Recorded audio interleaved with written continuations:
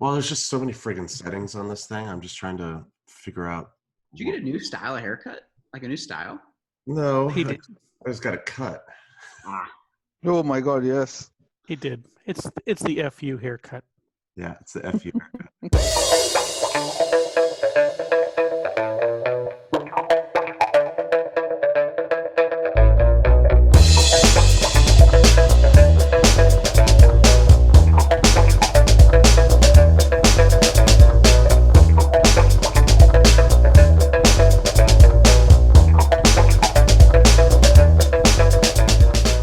Hi, I'm Chris Lockhart. Welcome to another episode of Consultants Saying Things. I'm joined today by the full crew. We have Shashi Sharmali, Phil Yanoff, and Bill Bensing.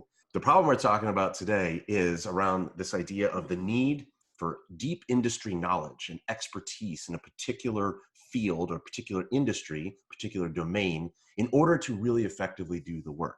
And actually, Bill, I want to get your take on this problem because I know you hire a lot of consultants over the years, and you probably have faced this or maybe even been in this position of asking for this. So give us your take on the need for industry knowledge here. yeah. I mean, I think in general, there's a problem as far as an over-reliance on people looking for people for industry knowledge. Even in today's modern economy, where some of your industries, you saw some traditional verticals, let's say fintech or some logistics, but your business models tend to be very unique. And so you're going and trying to find the unicorn individuals or the unicorn team, and you're always asking for more skill sets or something out of a set of people that in general just does not exist. So I think there's a problem with people going out and trying to source skill sets, based upon some specific industry expertise. Okay, all right. I mean, I buy that that's happening, but Phil, to what extent is this a problem? Right? Is this so? What maybe is it a problem if you end up with people with too much industry expertise in an area? But to me, I think the problem is that there's on two sides, right? One of which is, you may be faced with the fact that you're coming into a client situation where the client is demanding without good justification, deep domain expertise. I mean, there might be times when that's completely appropriate, but a lot of times when it's simply not. I mean, if you're in there to solve a problem, I mean, and again, my other concern is that you may be taking yourself out of opportunities where you might actually learn something because you're thinking, you know what, I don't have the healthcare billing side of this. I've really not been in that side, and I just don't understand that very well. So, you might be pulling yourself off the table, and that was a great opportunity for you to learn something new and to dive in. I think that there is a value in being able to come to a problem set with a fresh set of eyes, right? I mean, there's a value in saying, you know what, I'm not sure I understand the problem. How about you explain it to me and let's see where we can go with this? Yeah, I like that view. I mean, to me, it makes sense that there are, going to get Shashi's take on this because I think he may have a different perspective. But I think there are places where domain expertise or industry knowledge is actually pretty important. I'm thinking like medical research and things related to like government regulations and things like that. It seems like you would really need to know your stuff. Now, Shashi, what's your take on this? In order to solve a problem, you need both the expertise. You need the domain expertise. You also need tech expertise, and you need deep expertise in both the areas. The question is, depending on the scope of the work you are delivering, you need to think what kind of people within client organization you need to interact with. Does the role within your project team require more interaction with business? Then you need to know their language. You need to know their industry in order to connect with them, appreciate the problem better. But if your role is to interact with the tech group of a company, then you need to be more tech savvy. So that is the reason why I call it consulting is a team sport, right? So you need a team where you have one person who has, let's say, 70% healthcare knowledge, 30% tech knowledge. Then you need another person who has probably 70% tech knowledge and 30% industry knowledge. So together they are lethal. But if you just send somebody who has 70% domain knowledge, 30% tech, he won't be able to solve the problem because he doesn't know how to execute on it. On the other hand, if you just send the tech person, he would not be able to understand the business problem. He would need somebody to translate or articulate that problem to him, and he would be dependent on somebody else. So you're just talking about there having like a well-formed, well-rounded team right? Yes. And I've heard you say consulting is a team sport before, but like if I'm an individual and I'm the only one, I'm not on a team, I'm just there by myself, Right. and I'm looking for this consulting gig at wherever, and it says, hey, you need to have 10 years of health claims processing Right. experience, right? And to Phil's point, you look at that and you're like, well, I haven't done that. I mean, I kind of understand the underlying technology and the patterns involved in performing that function, but I don't have that on my resume. Am I taking myself out of an opportunity that maybe I should go in and give it a shot? I would. This is a great point. If I were you, I would stay away from that opportunity. You know why? Because you are definitely going to fail. 100% going to fail, because health. And you took an example of healthcare claims. It's an You need to understand the entire process really well, because at the end of the day, that claims processing process is being implemented within the technology stack. If you don't understand it, you will fail. So another way to handle this is you go to the client and be bold and explain it to him and say that, um, I have very strong technical expertise, but I would need another couple of weeks to work with somebody within your organization to understand the claims process. I'm smart enough to ramp up in 2 weeks time frame, and later on I'll be much more productive. That's one way to deal it. But Let going me and let me just bluffing say, will not help. any problem that I can figure out in 2 weeks. I mean, it wasn't that complicated to begin with, right? You will figure out at a certain point in time that you are able to take it forward. You start up from being a newbie to somebody who is aware and understand this, how these things works. Would you be an expert in that? No, it would take you at least one entire project life cycle to claim yourself as close to being an expert, depending on your intelligence level as well. So I want to play with what you guys are talking about. So between expert and problem solver, right? It's funny. I can walk in within 80 hours, and this is maybe I'm putting my foot in my mouth or tooting my own horn, but within 80 hours, a good problem solver outside of a domain should have a very darn good idea of a potential path forward to at least beginning to solve a problem. That's my perspective. So it's going back to the domain knowledge. I think, Phil, you're talking about like from the problem solving, Shashi, where you're sort of going on some of the stuff is, you know, I don't, let's say, go back to domain knowledge. It's if you have somebody who's a good problem solver, now let's put that aside on defining what a good problem solver is. I don't think the domain knowledge is necessary. That's why I almost think when people ask for domain knowledge, they're truly asking for somebody who can solve problems in some domain space, but they communicate it as, I need a healthcare expert, as opposed to, I need somebody who can just solve healthcare problems. Well, I mean, but part of the times when I say I need a domain expert, I'm trying to avoid exactly that thing that both Shashi and you, Bill, have described. I don't want to spend 80 hours or a month training a guy to get over the hurdles that someone with expertise would have Yeah. solved, right? I can't, and I'm trying to think off the top of my head right now, as you're saying that, I can't think of any consultant I've ever brought in that I haven't had to give ramp up time. There's nobody within a And the single. question isn't, is there ramp up time? The question is it an afternoon or is it a month? That's the difference. Yeah. No, I have seen, like, running all these projects many times. What happens is, within my current firm as well, when they send the generic, let's say, Salesforce experts who have to go and implement some software and implement, so they are not that successful. The reason being, they are not able to connect with the business. If you give them the requirement, they will create the heck out of it. They will really implement it very well. But the point is, somebody has to translate the problem, and help them understand, so they can create a solution and help them co-create a solution, and then they can implement the solution. So All I right. see So these people failing. here's the question then. What should I be offering as a consultant when I realize I am going into a situation where I do not have the domain expertise? Do I offer some concession in order to ramp up because I think it's useful for me in Yes, the future? What's the brilliant. concession look like? I love the way you articulated this. Exactly. That's an investment you are making on yourself. See, look, your project requires these 100% of combination of 30% of domain skills and 70%. I'm going to reduce my rate by 30%, and I'm only going to charge you 70%, but I need this opportunity. I will invest that 30% from my side. I think that's a brilliant idea. I would do that anytime. Yeah. And from the second project, I might charge 110% or Well, 120 and let me recover the just 30%. Yeah, and I'd like to get Chris's input on that too. But in my piece, it might well be to say I might actually go into somebody and say, "Look, I'm willing to charge you 70% on this project that this can find this way, because this is some place that I want to get some expertise. But I want you to know well that when we go to the second project, I won't be offering the same concession because I'll have the expertise. I'll be bringing that as well as my hopefully great skill and precision intellect into this problem, right? I'll be bringing that with me as well. And, I won't be doing the second one at a discount."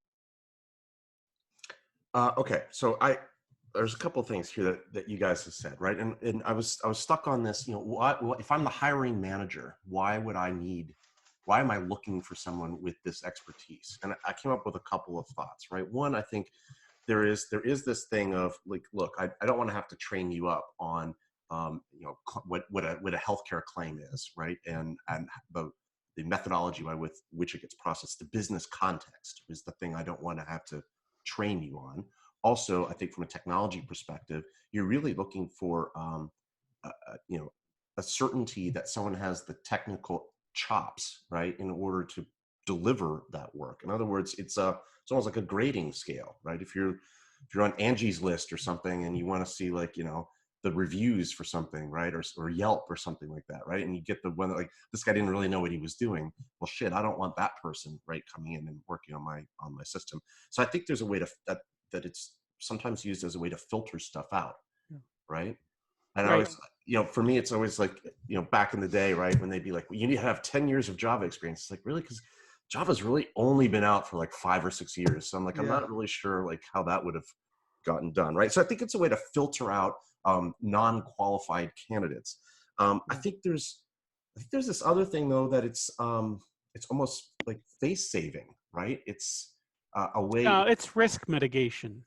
It's Yeah. risk mitigation purely. It's always, see, what happens is it's always they're trying to find a unicorn. They never get it. Well, yeah, and Chris, I wasn't trying to shut you down on that bit, but when you're saying it's face saving, that's that bit, right? It's like I mean, what I don't want to do is look bad in front of my boss. I don't want to blow this up, and if I want to figure out how I can. What's the shorthand for finding someone who knows how to do this, right? Yeah, but the other part, and where my mind was going was that with this is, I think oftentimes the person that is writing this sort of job description, if you want to call it that, often doesn't actually have the expertise themselves, right? Clear, right.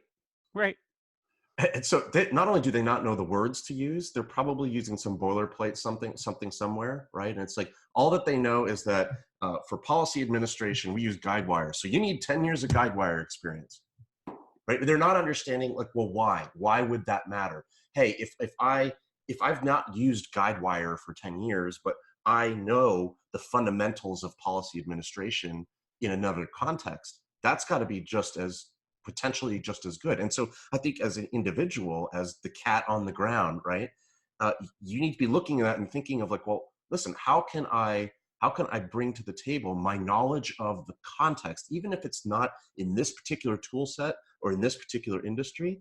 Because I really do think, on the one hand, I do believe that some of this is a little over the top, a little bit of bullshit. But on the other hand, I think if you can articulate that case, that is a competitive advantage for you. That's a differentiator for you to say, you know what, I haven't done this tool, but I've done all of these other things, and I can describe to you policy administration, even if I didn't use that particular tool to do it. So Chris, I want to go there because you know what, I'm looking at my answer and what I gave about the problem, how I think it's bogus. They're asking for that. And I like the point you're making, because I don't think that sometimes they think they're asking for, but I just realized how I act versus how I am. So if I go out and bid, so here's the big secret to all our listeners. When I go out and bid on certain things, I may have never been in industry, but once I find that bid out there, once I know somebody's going, you spend a week digging in, researching if you don't know anything about it. Now, the one thing you can't BS. Now you can, I'm not saying you're BS in the business domain, you're digging into the business domain, because frankly, every business domain is pretty much the same. Even if you're getting healthcare or whatnot, you can go in and if you've been in an industry long enough, you can make a case for, you can come in and understand your domain. And if you're articulate, it becomes even better. And if you're good looking like me, then it's like a slam dunk. But at the end of the day, it's the technology, because something like Guidewire, like I can't BS my way through Guidewire or BS my way through Salesforce, because frankly, I've never use that technology, which that could be a competitive differentiator. But I'm going back to sort of the how I act versus how I am. And so a quote Richard Branson was has been attributed to. I don't know if he actually said it, was like, if you get an opportunity and you don't know how to do it, take it anyways and learn how to do it, or learn how to do it as you go. It's complete, horrible summarization. But I just started thinking about that because as we're going here talking about this, like, yeah, that's actually how I, as a consultant, get around the fact they need 10 years. Is I always have 10 years of knowledge. I always do. But in any industry, no matter where I go. So is that just fake it till you make it then? Is that what you're saying? No, because you don't ever want to walk into a client. If I walked into a specific client in an industry and I never researched that industry and I said, yeah, I've got 10 years of, of history, like it's the salesmanship versus the out front lie. And Bill, try to explain to us how the law of attraction works for you in your consulting business.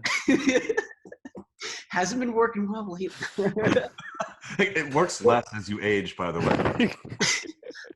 Talking about that, I've been fairly successful in what I do, so I don't think that law works here. But there's something to what you were saying, and I'm reminded of this firm I worked for back in the day out of Chicago, and one of the things that we would talk about is you land on the ground, and by the end of the first week, you've drafted the final deliverable. Yes. Implying, right, that whether you have the knowledge of a particular thing, you're in a place where you need to be good enough that you can figure out, at least superstructurally, right, like what the answer is and then you may have a few hypotheses about how that's going to go, but then you fill in a lot of that supporting detail as you become more of an expert in the thing, right? And so I think there is something to that. I think a lot of that has to do with, we've talked about this before, right, like gut instinct and that sort of thing. But it always reminded me of that, right? Have the answer after the first week when you basically know nothing. You are absolutely right, and I will connect that to what Bill said. So that skill is of a problem solver, right? That skill is not of a domain expert. That skill is not for a technical implementer, but that skill is of a problem solver. 1 week is enough for them to understand and draft a structure of how an end deliverable would look like, and then have rest of the week doing research, secondary research, to fill the content within that. And most of the time, being management consultant, and Chris, that we are problem solvers, so we go to the client situation in the first few weeks. Even if we don't know, we leverage the expertise what they have and are able to articulate it better, in a better structural way. So I guess my challenge then would be back to the person who's, like, again, written the job description, for lack of a better term, right? Or the person that thinks they have the problem. My challenge would be to them. Do they actually understand the problem that they think they're trying to solve? Because if they think, right, you know what I need? I need a guy that knows this thing or has done this for 20 years. That's the only way I'm going to solve this problem. Like, my challenge would be, and maybe this as a consultant, as you're going into maybe bid on this gig, that would be the challenge, right? Do you really understand this problem? Because I don't think you need someone that needs this knowledge. I think you need someone that can articulate and communicate and address a problem, and then find the right people within the organization that have the knowledge to address the thing, right? I like that, Chris, a lot, because it strikes me as like, oh, wait a second. If you're saying you want somebody who has 10 years of having this problem, clearly you've demonstrated that 10 years of having this problem does not lead to a solution. It's something new that needs to come in here, and that's how we solve this problem, right? So what we're bringing is deep expertise in getting people from point A to point B, right? We are a bridging entity. That's what we do. So, getting lost in saying we got to really understand the problem, that's not it. We just need to know how to throw a rope. And I'll take what you said, Chris. I'll take it to a different level. You talk about somebody who writes the job description. I'm talking about people who vendor management group who defines request for proposals, right? When they define it, I need XYZ from the client. Most of the time we say that, okay, we need somebody who can come and implement, let's say, Salesforce for me. It happened with me in last 2 days, one on Thursday. Another on Friday, I was in 2 meetings, same problem. In one, client was smart enough to include the right thing what they're looking for. In the second one, they said, okay, how much we need X amount of X number of resources on Salesforce. What is your rate? And how are you going to provide us the resources? What capabilities you have? And during my presentation, I said it very clearly. Look, you haven't asked for this. I'm not going to spend too much time on it. I'll spend just 5 minutes on it. Rest 55 minutes will be about what you have asked for. We are going to highlight on that. Guess what? That 5 minutes converted into 20 minutes, and they want more. So I'm going to go there and I'm going to dig deeper into the thing which they did not ask for. So you are right. They don't know what they are asking for. So we as an advisor need to tell them, we understand this is your ask versus what is your need. Ask versus the need. We need to clearly articulate that. Well, I mean, you were clearly demonstrating, you know, like thought leadership in that one particular area, right?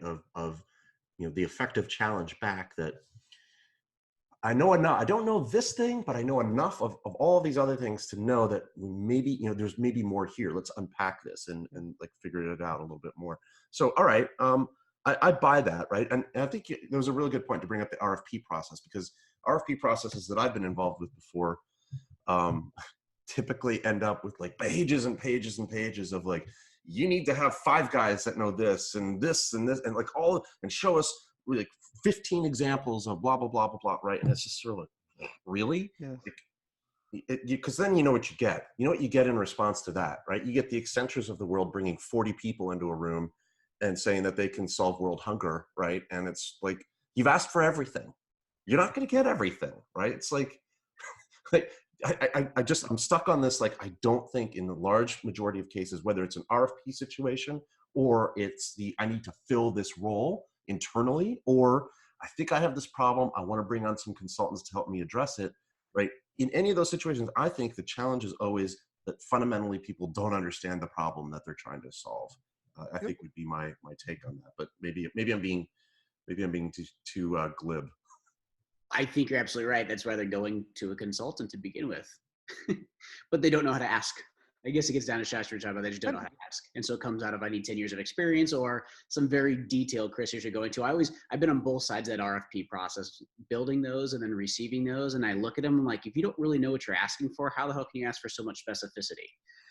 Yeah, like, so I'll give you a great example, right? Like, it's all over LinkedIn all the time, right? Especially for the European colleagues, right? And it's like, oh, GDPR, you need to know GDPR, right? It's like, do I need to know GDPR, or do I need to understand the fundamentals of privacy, security, data, data at rest, data in transit? Like, if I understand all of those things and I don't understand subsection 42 of the code, right? I could, I'm smart enough, I could go read that damn thing and, get up to speed pretty quickly. But the flip side, if you got the guy that knows subsection 42 of the code, but doesn't understand all of this other stuff related to how data moves around and information and privacy, I think you've got the wrong guy. It would be my thing. No, and people get stuck on that. Like, you need to understand 3 things, right? Are you solving quote unquote just the business problem? Then you need 100%, domain expertise. Are you solving complete just the technical problem, like configuration of a specific platform or doing a DevOps and stuff like that? You don't need domain knowledge. You need 100% tech knowledge. Or are you solving a business problem through technology? Then you need somebody, or not somebody, you need a team which understands the cusp of domain and the technology together. That's what you need. So there are 3 sides: complete 100% domain, 100% tech, and on the edge of it. That's where I personally survive, or that's my USP. Well, so wait, so how much of this, like, this maybe harkens back to something we talked about, I don't know, earlier in the year, right? Which is like, do I really need a thinker for this? Or do I I already know the answer. I just need to contract with someone to just come in and like bang on the keyboard and do the thing. In which case, maybe it's true. Maybe it's like, you need to know, everything about whatever system, Salesforce module, whatever, right? Versus if I need a thinker, shit, you know what? I don't need you to know that. What I need you to be able to do is help me sit in a room, formulate, articulate a problem, describe it well, understand it well, and then, formulate paths forward. And to do that, You need Right. you need the problem solver. I Yeah. don't know. I think Phil, you actually said it. You said it earlier, right, about that bit, which I forget Yeah. exactly what you said, but yeah. No, but there are different paths in this. And so it might be, I mean, I think you're exactly right that we may be saying, as a client, the client might be saying, I just need execution capacity, right? I know how to solve the problem. I just need someone to go write the code, make sure I didn't miss any requirements, write the code and spit that thing out and let's implement the solution. That's one thing. But sometimes it's like, you know what? I understand the problem pretty well, but I don't have the path to get to where I want to be. And that's where I bring in, guys like you to say, all right, you know what? I want someone to help me think this through. I mean, maybe the answer is even in my head, but I can't get to it. But I'm hoping that you can help me get to it. That's what the hypothesis is about. I mean, clients most of the time have hypothesis in their head. They need somebody to come and add more hypothesis or validate or invalidate those hypotheses and help them execute it. That's the last leg of it. Shashi, I always love how we're using the same words. Like we're communicating telepathically because I'm sitting here writing notes, and Chris, as you're talking, Phil, you hearken to this. It's really two different things. I need help formulating hypotheses, and I need help managing or validating the hypotheses I have. Right. So Exactly. where you're going is like, I have hypotheses. I can manage this myself. I just need people to, whether it's click buttons or whatnot, validate this and give me feedback. Or Right. Phil, where you go and you're like, it's in my head.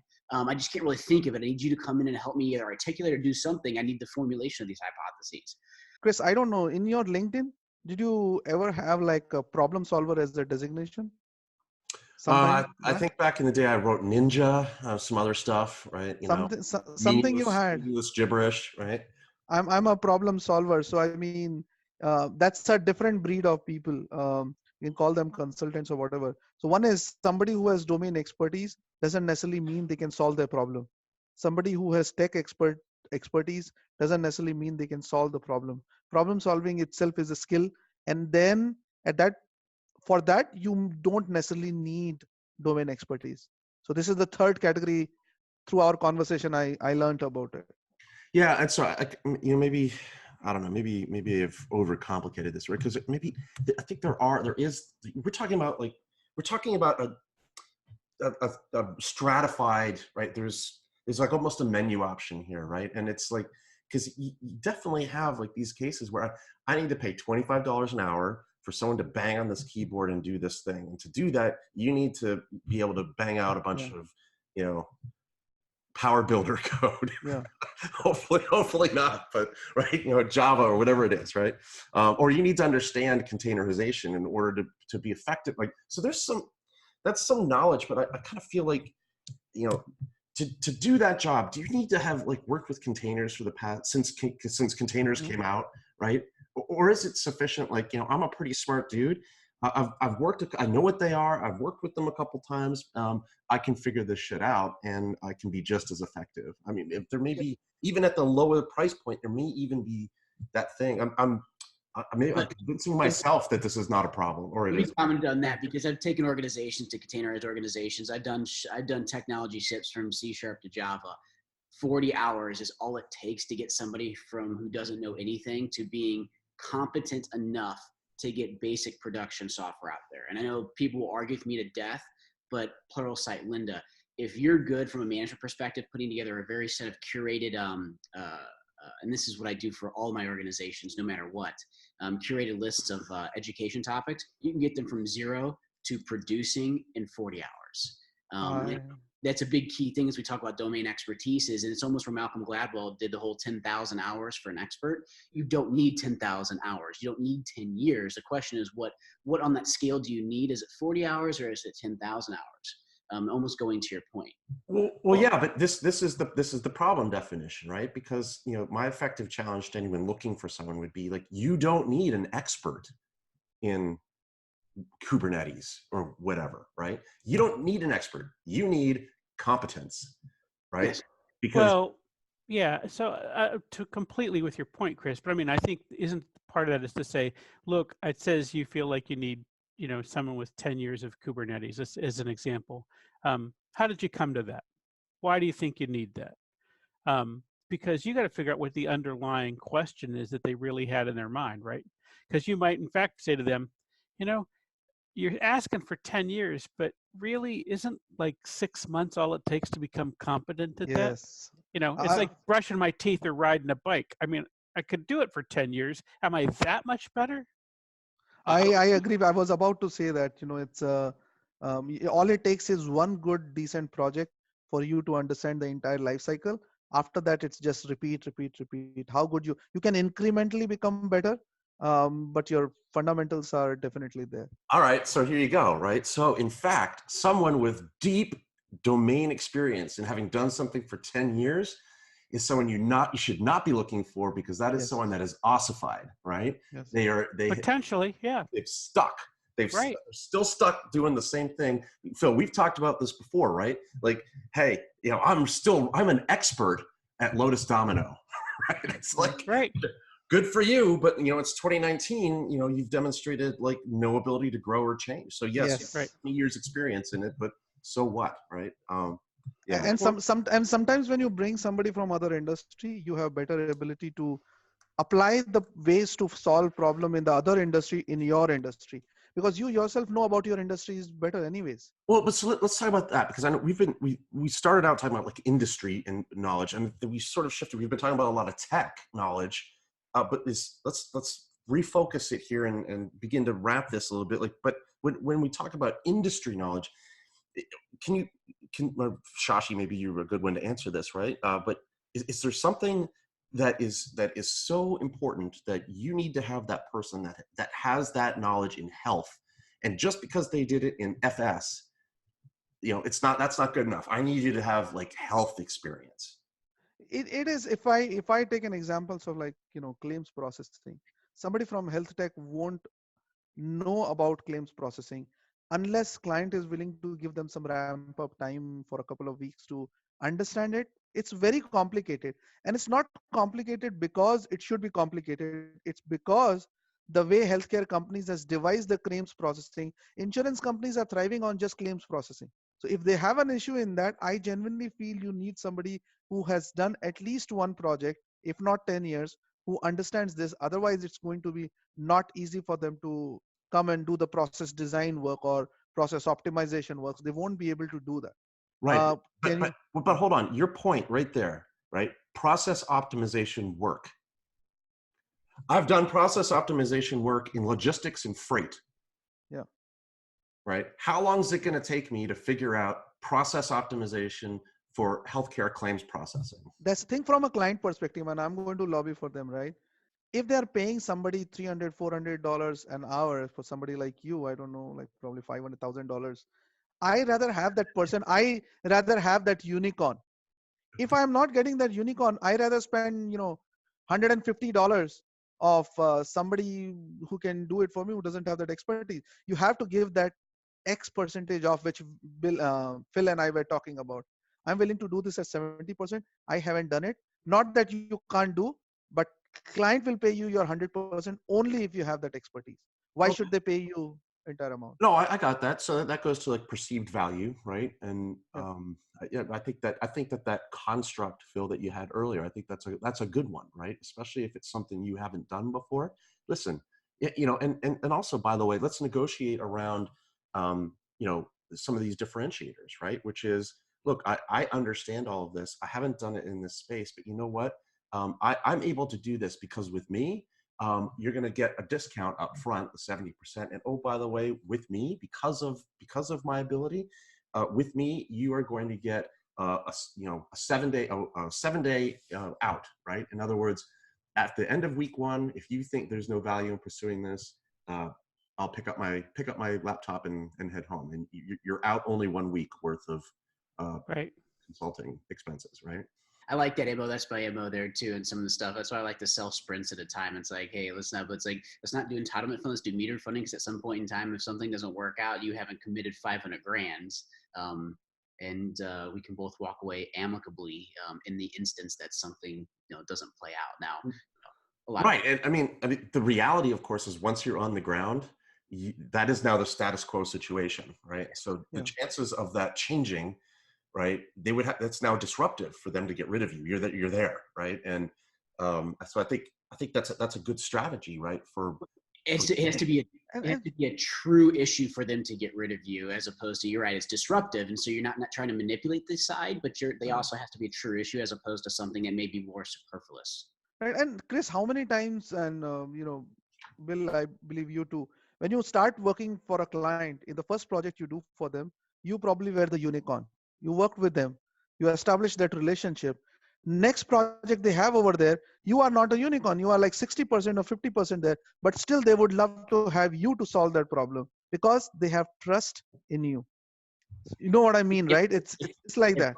if I walk in being the unicorn and walk out, exactly say walk in being 100% unicorn and I walk out still being 100% unicorn, I failed in doing what I need to do by getting that Yeah. organization up on their own feet and running. Yeah, no, the second project they will hire you even if you had 50% of the skill set. It happens with me all the time, all the time. First project, I am the perfect guy for them. They can't find anybody better than me. Second project, I am not 100%, probably 60%, 70%, but they end up hiring me. Why? Because they see that I can deliver. They see that I'm a problem solver. If I don't know 100%, I still can do it for them. It's awesome. It's risk mitigation, Yeah, trust, right? You you did this once. I think you can do it again. That's a good yeah. plan. We've all learned that. Social proof. So, all right. So let's get final thoughts on this topic. I'll go first just because it's on the top of my head, right? Phil, earlier you said I really love the way you said it. I wish I'd written it down. I'll have to look at it on the recording, but I think it was something like, we are really good at solving complex problems and getting people from our clients from point A to point B, right? And that involves the art of problem solving. It involves effective communication and articulation and hypothesis-driven analysis and all of these wonderful things. And it actually matters less. That matters more. What matters less is that I did this one particular thing for 10 or 15 years to give myself, so I can put expert on my LinkedIn profile, right?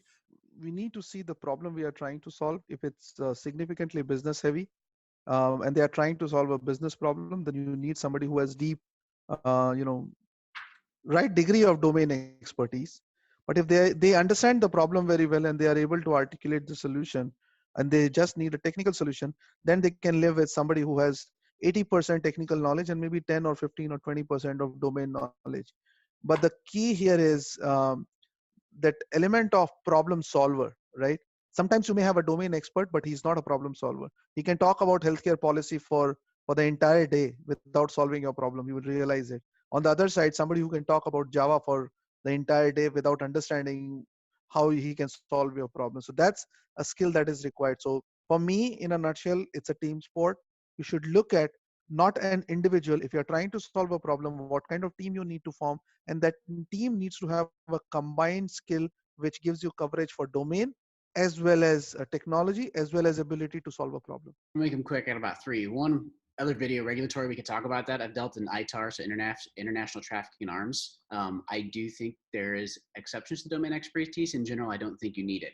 To people writing like 10, 20 years of experience, to me, that just tells me you don't know what you're looking for and you can't articulate it. That's a challenge to you to write better and think about what you're looking for. And if you don't know what you're looking for, state it. But then at the end of the day, my synopsis is keep asking for your 10 plus years people. And I would be maybe being facetious and say spinning your circles, because while you and your 10 plus year people are working on your solution, before you ever get it to market, I will have a new, better, I'm not worried about your optimization solution, and you'll be out of business by the time you're actually implemented. So that's sort of my critique as I look at that one. And yes, I feel very passionate about that one because when I look at these industries, it's just, look at healthcare with Amazon coming out. I'm sorry, once some of this stuff comes out next 3 to 5 years, some traditional people are going to be hurting pretty bad. And just when somebody says 10x years of experience, that's what I think of. I think of, well, you're going to be the people that are going to be eaten up, out of jobs, and lost business because you can't. I don't want to use the word innovate, but you can't define the curve, and you're always behind it. Bill thinks people that need a domain expertise are really working at Kodak and they just don't know it. Okay, got it. Wow. Phil Yanoff, take us out. What's the last bit that you have on this? I think for our audience, right, the folks we're talking to, they are the consultants who are doing these things, right? They're the folks who are doing that work. And I think the most important for them, part for them is to figure out who do you want to work with. And if you've identified the kinds of people and the kinds of problems you really want to work with, then you ought to be diving in, and you ought to do what it takes to learn what it is you need to learn. And I think when someone comes to you and says, hey, we need 10 years of X or Y, and you feel like you don't fill the bill, I think you should be asking them how they came by that, right? And you ought to be digging into that bit and saying, well, how can I bring my expertise? And that's a power too of your personal brand, I hope, over time. Shashi started us off with the idea of, he's the unicorn. He's the perfect guy for that thing. I think if you are working with the right people, you are the perfect guy to solve that problem. Perfect gal, but you're the perfect person to be solving that problem, and you ought to lean into it just like that. If for some reason you feel like there's some enormous delta between you and what needs to get done, but you really want to work with them, then you consider whether you want to offer them some sort of concession in order to get that work and gain that expertise so you can bill them full freight the next time. Right. I love it. I love the phrase "full freight." Right. That's fantastic. So, all right, There's one more thing I want to say. Josh, you always have one more. You're like, yes. So one more thing. So you don't hire skills, you hire people, right? So don't take skills and the experience required too strong to your heart. You are hiring people at the end of the day. So focus on that and less on the skills. All right. Okay. Good. Final. Like version FF, right? Final version from Shashi. Thank you. All right. So that was pretty interesting, guys. I appreciate it. Thank you for the time. Shashi Sharmali, Bill Benson, Phil Yanoff. I'm Chris Lockhart. Thank you, everybody. Be sure to check out the YouTube channel and subscribe, and also go to the website and leave some comments or something. That we're always looking for those. So thanks very much. We will see you guys next time.